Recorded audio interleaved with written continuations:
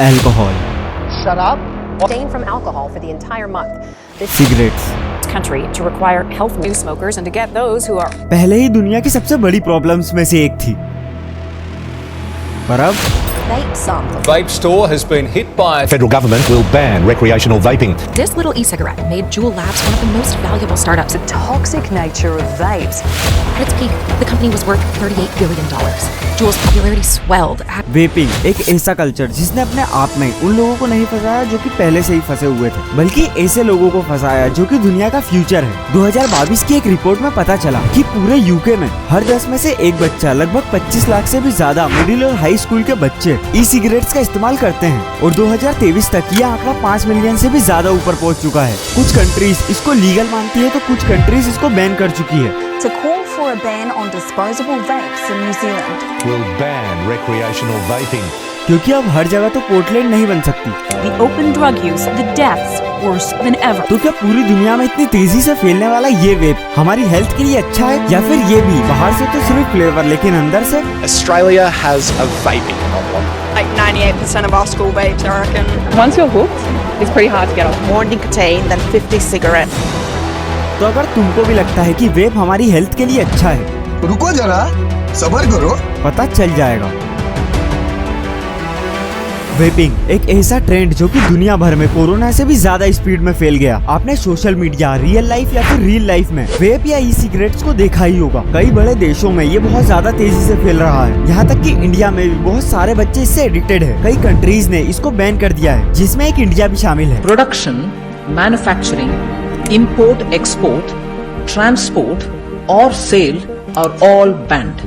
और यही कुछ कंट्रीज इसको प्रमोट कर रही है, बल्कि यूके में तो 1 मिलियन वेप्स को फ्री में बांटा गया ताकि लोग अपनी सिगरेट की लत को छोड़ पाएं। पर सिगरेट को छोड़कर अब लोगों को इसकी लत लग चुकी है। वर्ल्ड हेल्थ ऑर्गेनाइजेशन के हिसाब से ये आपको सिगरेट को छोड़ने में मदद करता है और सिगरेट के मुकाबले इसमें ज्यादा नुकसान नहीं है, क्योंकि ये टोबैको लीव्स से नहीं बनता। ये एक तरीके की इलेक्ट्रिक सिगरेट है जिसको चाइना में 2003 में बनाया गया था और चीजों को फैलाने में तो चाइना पहले ही नंबर 1 पे है। इसको एक फार्मासिस्ट ने बनाया था जिसके अंदर एक बैटरी होती है, एक ऑटोमाइजर होता है और एक कार्ट्रेज होता है, और इस कार्ट्रेज में निकोटीन लिक्विड को भरा जाता है जो कि अलग अलग फ्लेवर में होता है। और जब इसको स्टार्ट किया जाता है तो बैटरी लिक्विड को गर्म करती है जिससे कि वो भाप बनकर उड़ता है, जिसको कि वेप कहा जाता है। इसको निकाला तो इसलिए गया था ताकि ये हेल्थ को कोई भी नुकसान ना पहुंचाए, पर क्या ऐसा सच में हो रहा है? बिल्कुल नहीं। हाल ही में कुछ ऐसे केसेस आए हैं जिसमें वेप्स की वजह से कुछ लोग हॉस्पिटल तक पहुँच गए। With this photo from her hospital bed, a tube still pumping oxygen to her failing lungs. US में रहने वाली 18 साल की जूलिया रॉबर्ट, जिसने वेप्स को कंज्यूम करके अपनी हालत इतनी ज्यादा खराब कर ली जिससे उसको 5 दिन लाइफ सपोर्ट पर रहना पड़ा। उसने खुद बताया कि 14 साल की उम्र से ये वेप्स को कंज्यूम कर रही है और अब इसके लंग्स इतने ज्यादा डैमेज हो चुके हैं कि उन्होंने अपना काम करना ना के बराबर कर दिया है। वेप्स के मुकाबले सिगरेट ज्यादा नुकसानदायक है। सिगरेट को असल में 1880 में जेम्स बोन्सेक ने बनाया था, जिसके बाद ये भी फेमस होने लगी। बहुत सारी कंपनियां सिगरेट की प्रोडक्शन को बढ़ाने लगी। फिलिप्स मोरिस जैसी कंपनी, जिन्होंने मार्लबोरो बनाया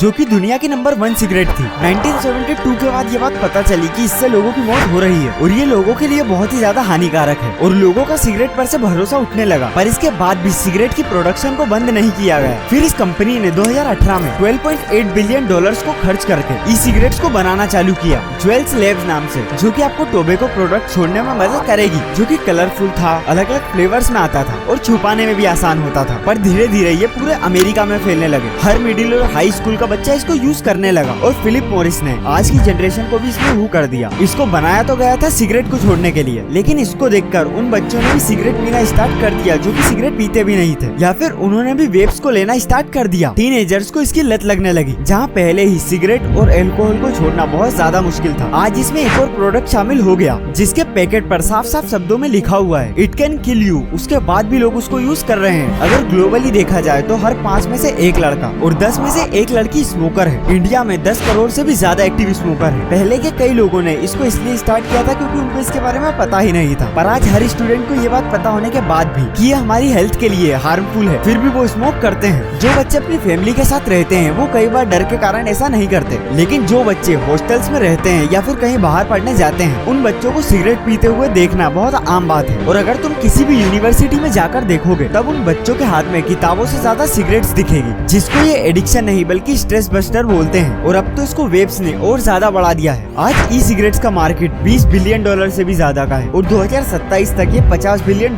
भी क्रॉस कर जाएगा। पर फिर भी सबको लगता है कि इसके कोई नुकसान नहीं है, तो इसका जवाब है नहीं, बल्कि इससे तो सिगरेट कंज्यूमर और ज्यादा बढ़ गए हैं, क्योंकि इसके पता नहीं कितने फ्लेवर्स आते हैं जो कि इसको और भी ज्यादा अट्रैक्टिव बनाता है। किसी भी टीनेजर्स को पहली बार में सिगरेट का टेस्ट पसंद आए या ना आए, लेकिन इसका जरूर आएगा और वेप्स का इस्तेमाल करते करते कब वो टोबैको प्रोडक्ट तक पहुंच जाएगा उसको पता भी नहीं चलेगा। इससे स्मोकिंग कम तो नहीं होगी बल्कि बढ़ जाएगी, क्योंकि इसके अंदर भी निकोटीन होता है, जिससे तुम्हारी सिगरेट पीने की इच्छा और ज्यादा बढ़ जाएगी। इसके लॉन्ग टर्म इफेक्ट पर तो आज भी रिसर्च चल रही है, लेकिन शॉर्ट टर्म इफेक्ट में irritation, headache, high blood pressure और हार्ट अटैक भी आते हैं। 17 साल की उम्र से ही अगर कोई निकोटीन का इस्तेमाल करना स्टार्ट कर देता है तो उसका ब्रेन डेवलपमेंट भी रुक जाएगा, तो वो उसके ब्रेन डेवलपमेंट को भी और ज्यादा इफेक्ट करेगा। एक रिसर्च के हिसाब से 25 साल तक हमारा ब्रेन डेवलप होता है और इससे हमको दिक्कतें आएगी। कई कंट्रीज में तो इसके इफेक्ट देखने को भी मिल गए हैं। कनाडा में 2800 से भी ज्यादा बच्चे इन्फॉर्मेटिव लंग से इन्फेक्टेड है। इनमें से ज्यादातर वेंटिलेशन पर थे और 68 बच्चों की मौत भी हो गई। टीनेजर्स में इसकी एडिक्शन इतनी ज्यादा बढ़ गई है कि इसको देखकर 47 कंट्रीज ने इसको बैन कर दिया है, जैसे अर्जेंटीना, ऑस्ट्रेलिया, इजिप्ट और हांगकांग जैसी कंट्रीज में इसको कुछ हद तक बैन करा हुआ है। और Vatican city, Qatar, Singapore, Korea और यहाँ तक कि इंडिया में भी इसको टोटली बैन कर दिया गया है। और अगर आप इंडिया में पहली बार इसका यूज करते हुए पकड़े जाते हो तो 1 लाख रुपए जुर्माना और 1 साल की सजा होगी, और अगर आप इसके बाद भी नहीं मानते तो 5 लाख रुपए जुर्माना और 3 साल तक की सजा। तो इसकी आदत ना ही डालो तो बेहतर है। और ये ज्यादातर टीनेजर्स में ही फैल रहा है। 2017, 18 और 19 में आप देख सकते हो कि 8th ग्रेड से 12th ग्रेड तक के कितने बच्चों ने इसकी शुरुआत की है। 11% से सीधा 25%, जिसमें 70% मैन है और 30% वुमेन। अगर 18 से 35 की उम्र में भी देखा जाए तो 39% लोग 18 से 24 की उम्र के हैं और 15% अंडर एज। कुछ कंट्रीज में इसको इसीलिए अलग अलग तरीकों से बैन किया गया है, क्योंकि इसका डेथ रेशो तो आप देख ही सकते हो। तो अगर तुम भी चाहते हो कि तुम्हारे बच्चों की 12वीं से पहले तुम्हारी 13वीं ना हो, तो ऐसी चीजों से दूर ही रहो तो बेहतर होगा, क्योंकि नशा हर चीज का खराब है। वेपिंग हो, सिगरेट हो, दारू हो, गुटखे का हो, पढ़ाई का हो या फिर लड़कियों, इससे दूरी ही बेहतर है।